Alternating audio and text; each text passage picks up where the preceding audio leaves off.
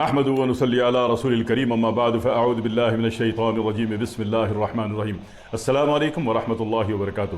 Reasons تو آپ نے بہت دیکھی بھی ہوگی، کھائی بھی ہوگی، پی بھی ہوگی، اس کا شیک بھی پیا ہوگا، اس کو حلوے میں بھی ڈال کے کھایا ہوگا، اور امریکہ میں ابھی اس کی نئی ٹرم آئی کہ جناب اس کو نیچرز کینڈی بھی کہتے ہیں، اور ہماری آپ کی زبان میں اس کو کشمش کہا جاتا ہے۔ کشمش سے آپ واقف ضرور ہوں گے۔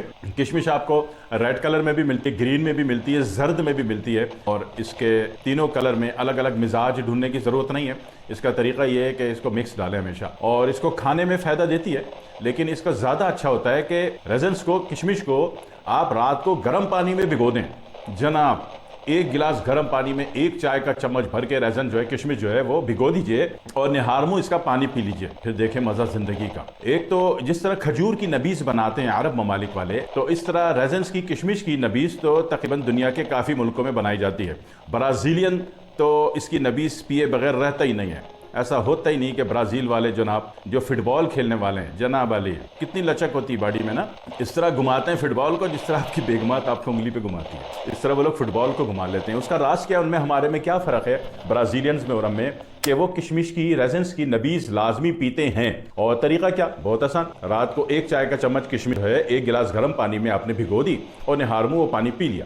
ہاں ایک بات سن لیجئے کہ دو احباب اس کو نہیں لیں گے۔ ایک تو ہائی بی پی والا بندہ ہفتے میں ایک دن لے سکتا ہے، اس سے زیادہ نہ لے، ہفتے میں ایک دن لے سکتے ہیں۔ شوگر والا بندہ اگر قوت ارادی مضبوط ہے، اعصاب مضبوط ہیں، اپنی سوچ اور کمانڈ کو اپنے برین میں اسٹال لے سکتا ہے اور اس کو سیو کر سکتا ہے تو وہ لے سکتا ہے، نہیں تو عام انسان جس کی گرپ کمانڈ اور مائنڈ سائنس اس کی جو ہے کمزور ہے، وہ شوگر کا مریض اس کو نہیں لے گا۔ تیسری بات، جو لوگ موٹاپا گرا رہے ہیں وہ ڈائریکٹ اس کو وہ بھی نہیں لیں گے۔ جو موٹاپا گرانے کے خواہش مند ہیں وہ اس کو نہ لیں، اور لینا ہی ہے تو پھر اس کو ایٹم بم کر کے لیں۔ اس میں کیا کریں، اس میں ایک بڑا لیمو نچوڑ کے لیں، ٹھیک ہے۔ اب بڑا لیمو نچوڑ کے عام آدمی لے لے گا، اب اگر تھائرائیڈ کا پیشنٹ ہے وہ نہیں لے گا، اور تھائرائیڈ بے شک ہائپو ہو یا ہائپر ہو، تھائرائیڈ والا لیمو ڈال کے اس کو نہیں لے گا، کیونکہ نہار منہ لینا ہے، صبح صبح لینا ہے، ڈائریکٹ ایٹم پڑے گا۔ تو یہ تین باتیں ذہن میں رکھیے گا، ویڈیو پوری دیکھیں گے تو کبھی بھی آپ کو سائیڈ ایفیکٹ فوبیا نہیں ہوگا کہ اس سے یہ نہ ہو جائے، اس سے وہ نہ ہو جائے۔ میں جو کہتا ہوں اپنی ذمہ داری پہ کہہ رہا ہوں، مجھے اپنی قبر میں اللہ کو جواب دینا ہے کہ میں نے جو کہا سوچ سمجھ کے کہا، بڑی ایمانداری سے کہا۔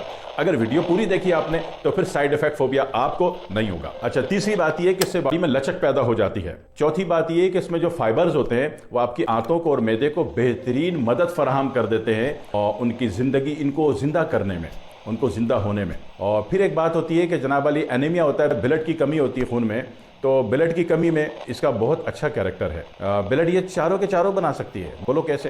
حالانکہ یہ مسکولر ہے، عضلاتی گروپ ہے، تو یہ اس کو صرف فیریٹن بنانا چاہیے، یا آر بی سی کہہ لیجئے، یا لال خون کہہ لیجئے، وہ بنانا چاہیے۔